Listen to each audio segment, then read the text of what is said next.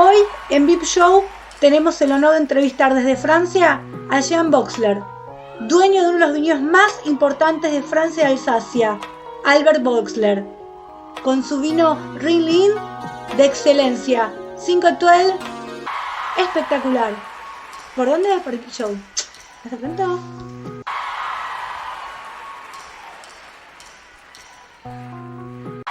Aujourd'hui, j'ai l'honneur et le plaisir de pouvoir interviewer pour le programme VIP Show au plus grand viticulteur d'Alsace depuis 1673, qui produit un vin blanc d'Alsace d'exception et de renommée internationale.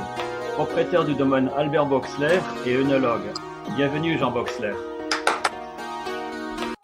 Oui, bonjour. Bonjour Jean, comment allez-vous?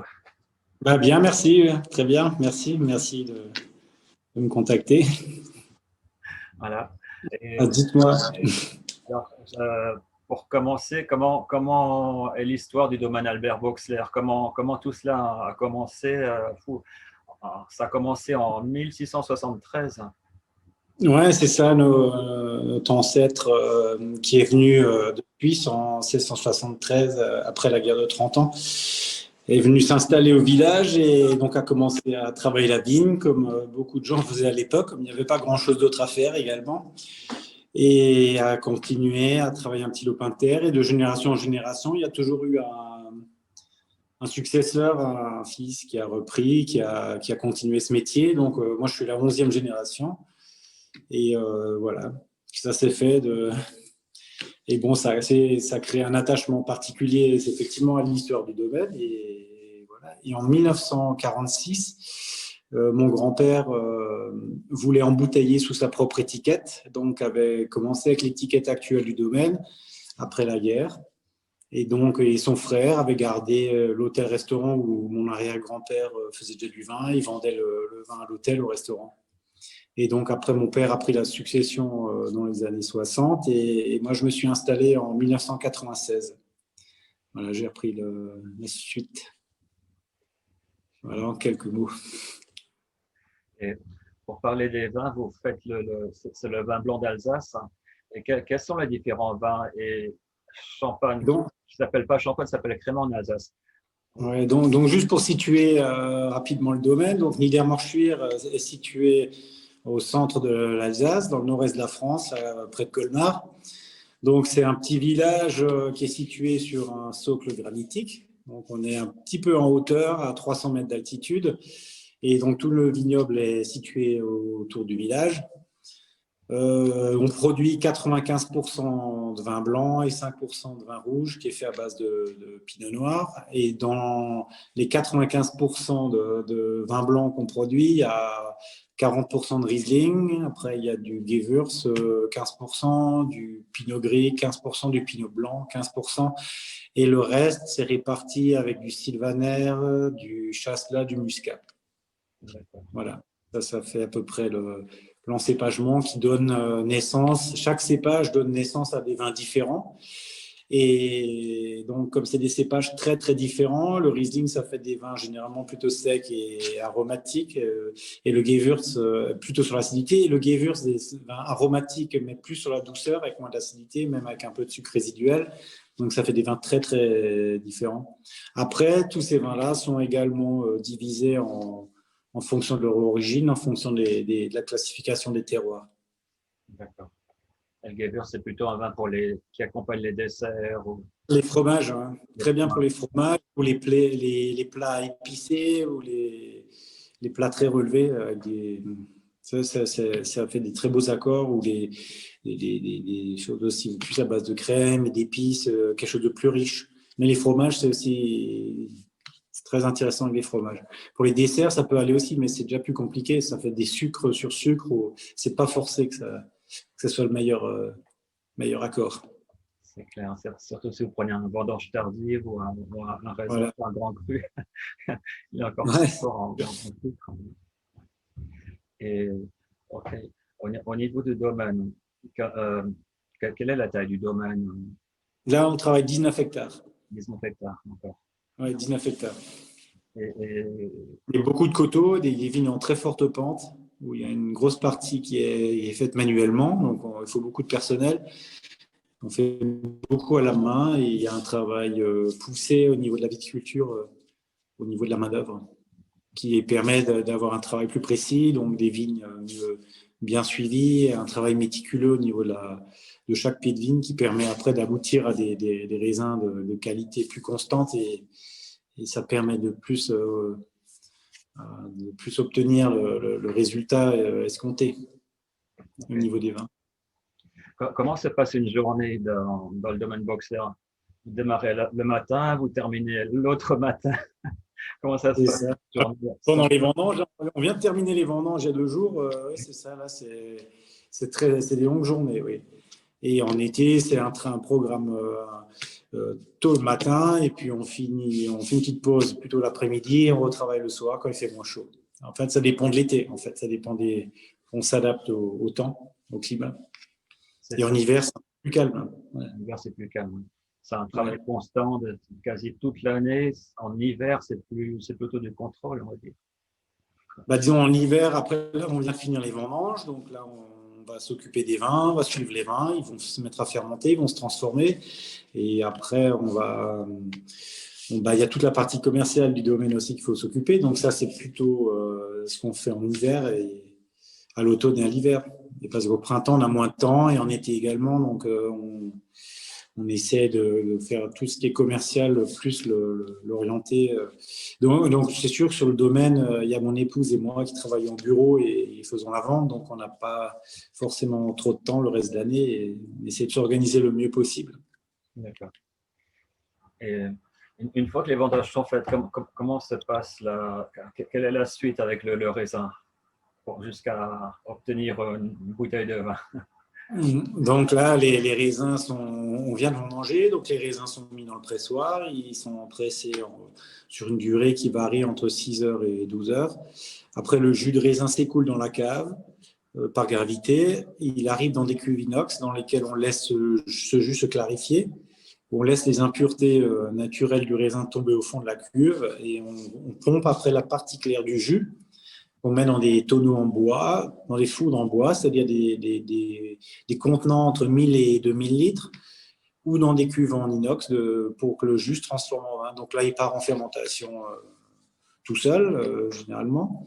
Et donc après, il se transforme en espace de 3 semaines pour les vins les jus de raisin qui fermentent les plus rapides, à 3-4 mois pour ceux qui se mettent plus de temps à se transformer. Donc ça dépend d'un vin pour l'autre. Il y a des vins qui se transforment très vite et d'autres pas. Ça dépend en fait du processus naturel qui se met en place dans chaque cuve pour la fermentation.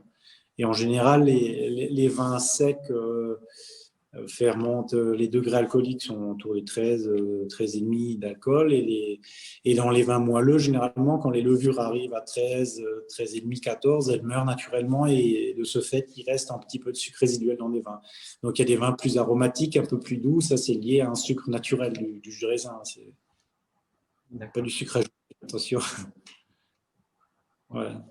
Et au niveau pour pouvoir goûter un vin, là, on est en 2020. Si on veut goûter la vendange 2020, il faudra attendre 2021. Donc là, les vins ils vont rester après en cuve en tonneau jusqu'à l'été prochain. Et c'est mis en bouteille juste à la veille des vendanges pour faire de la place pour la prochaine récolte. D'accord. Voilà. Les 2020 seront commercialisés à partir de fin 2021, début 2022. D'accord.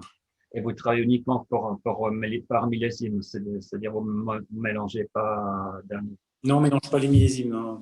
Tous les ans, ça fait des cuvées propres et que ce soit dans les vins d'appellation plutôt simple, le village ou les grands crus, c'est également le cas. Même pour le mousseux aussi. Le mousseux qui est fait selon la méthode champenoise traditionnelle, on le millésime tous les ans également. On mélange pas de millésime. Ok. C'est le champagne d'Alsace. C'est le crément d'Alsace. La crément d'Alsace parce que l'appellation champagne est protégée. C'est également du champagne, c'est pareil. Comment dire? Et comment vous faites pour avoir un vin tant délicieux, tant d'excellence? C'est le fait de faire uniquement du vin de millésime, de vin d'année? Pardon, je n'ai pas bien Comment est-ce compris. que vous faites pour avoir un vin tant parfait, tant d'excellence?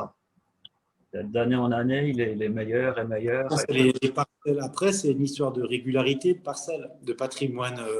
Le patrimoine, c'est une parcelle, elle a un goût, elle donne un goût. Donc, ce qui est important, c'est de respecter le patrimoine viticole, respecter la nature, le sol, travailler le plus proprement possible, pas de pesticides, pas d'herbicides.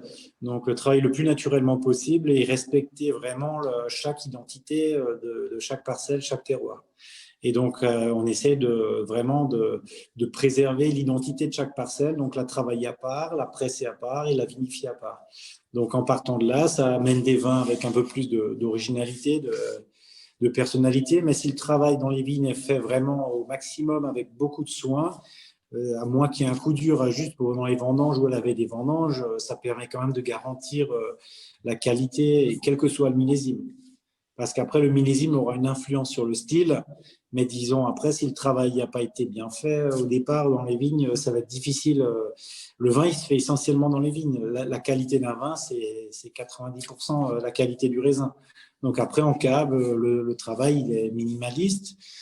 Il faut faire ce qu'il faut faire. Il faut protéger les vins, que ça soit plein dans les tonneaux. Il ne faut pas qu'ils s'abîment, mais il y a très, très, très peu d'intervention. Tout dépend aussi beaucoup de la météo. Si c'est une mauvaise météo, s'il pleut trop, s'il fait froid, c'est pas terrible pour le. Ah oui, ça c'est sûr. La météo, c'est fondamental. Et vos coteaux, il y a une partie Sommerberg qui est Oui, c'est ça.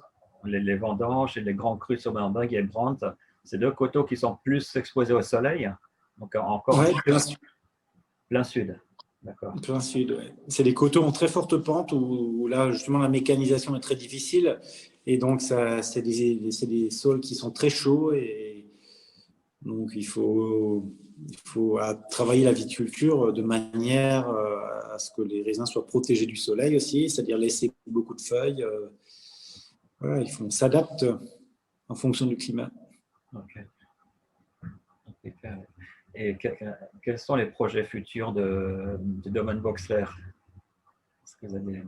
Les projets futurs, on essaie de tenir, mener le bateau comme on peut, déjà ça, et on respecte au maximum déjà le travail. Tous les ans, c'est différent. Il faut vraiment toujours être à jour. C'est jamais acquis, hein, et tous les ans, ça recommence à zéro. Donc, c'est chaque fois une nouvelle page qu'on écrit.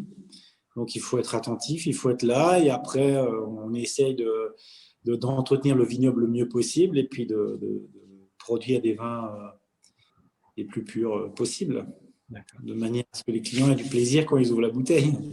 C'est quand même ça la finalité, c'est le plaisir de boire du vin et d'échanger. Et après, voilà, c'est déjà beaucoup. Est-ce que vous avez un message pour les jeunes filles, les jeunes gens qui voudraient être viticulteurs comme vous, ou œnologues? Qu'est-ce que vous pouvez leur dire? Disons, il faut aimer le métier, il faut aimer la vigne avant tout. Et pour faire du vin, il faut vraiment bien connaître son vignoble. Et la base, c'est vraiment la viticulture et l'attachement à la terre.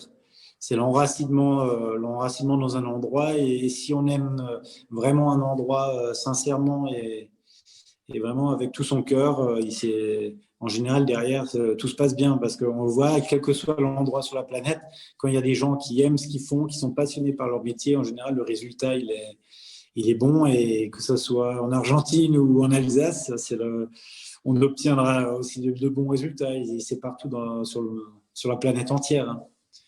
Donc après, le terroir, il est intéressant. Après, l'histoire de l'homme, c'est aussi de reconnaître dans l'endroit où il est, quels sont les endroits qui sont propices à produire des vins plus ou moins intéressants. Et c'est là où l'histoire est intéressante, où elle nous apprend bien que l'observation de nos ancêtres, depuis des siècles, ils avaient constaté que dans telle zone, les vins étaient plus intéressants que là, ou différents par leur goût.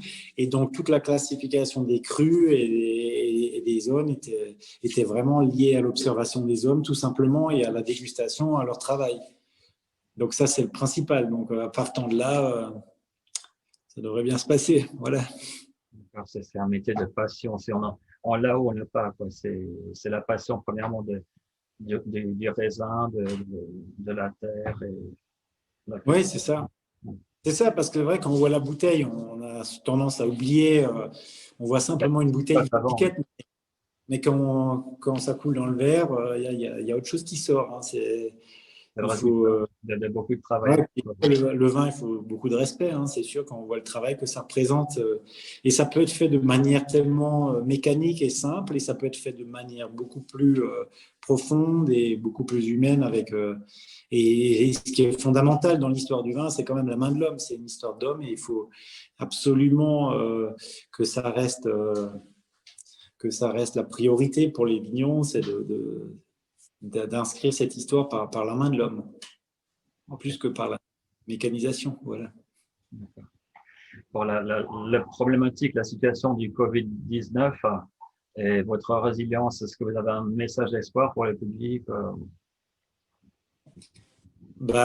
C'est sûr que ça a changé un peu ça a rendu la situation un peu différente et ça nous sort un peu de la routine. Hein. C'est sûr que là, mais on va voir, on va laisser passer l'orage et puis on verra après. Il ne faut pas paniquer, on voit qu'il y a quand même beaucoup de marchés où les gens ils soutiennent, ils continuent à boire du vin et on est heureux qu'ils nous soutiennent, hein, c'est sûr.